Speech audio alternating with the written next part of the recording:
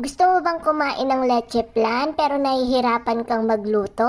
Eto amiga, try mo na, napakadali lang gawin. Di mo aakalain na Panjibar ang kanyang ingredients.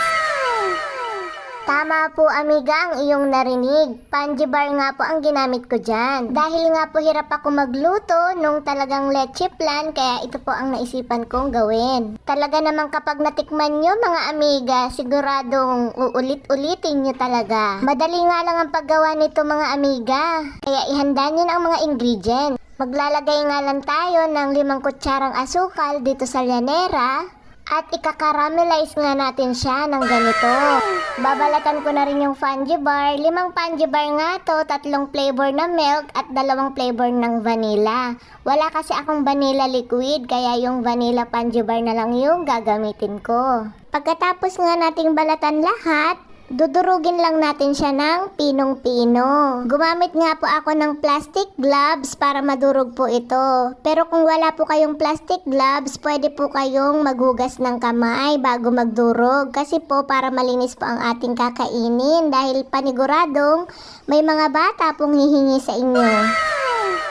Pwede rin po kayong gumamit ng blender para talagang durog na durog po siya. Kapag okay na po at durog na po siya, lalagyan na po natin siya ng cream densada. 2 cups nga po ang nilagay ko dyan or isang 410 ml na cream densada. Hahalu-haluin nga lang po natin after po natin mailagay yung cream densada.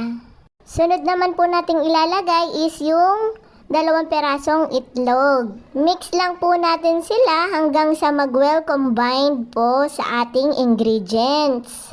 Sa malinis na kaserola po, maglalagay po tayo ng 4 cups of water. Hindi pa po nakabukas ang apoy dyan at pagkatapos po ilalagay po natin yung unflavored gulaman. Kulay yellow po siya para po maging kulay ng leche flan. Halu-haluin lang po natin hanggang sa matunaw po yung gulaman. Kapag natunaw na po, tsaka lang po natin bubuksan ng apoy. Ilagyan ko rin po siya ng 4 na kutsarang asukal. Pwede rin pong ilagay nyo condensed milk. Sunod pong nilagay ko is 1 cup ng evaporated milk. Pwede rin po yung powdered milk. Tunawin nyo lang po. Kapag medyo kumukulo na po, patayin po ang apoy. At tsaka po natin ilalagay yung ginawa natin kaninang ingredients. Paunti-unti lang po ang paglagay at dire-diretso po sa paghalo para hindi po mamuo yung ating ingredients. Kasi nga po may itlog nga po siya. Kapo ang kinalabasan ay maging scramble ang ating leche flan. At pagkatapos nga po, tuloy-tuloy lang po sa ating paghahalo.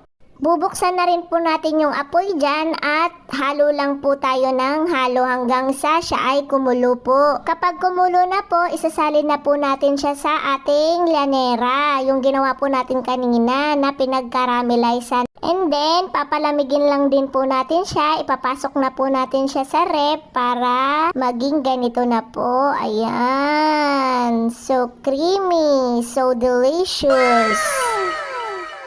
Try mo na rin amiga, paniguradong magugustuhan ito ng mga chikiting.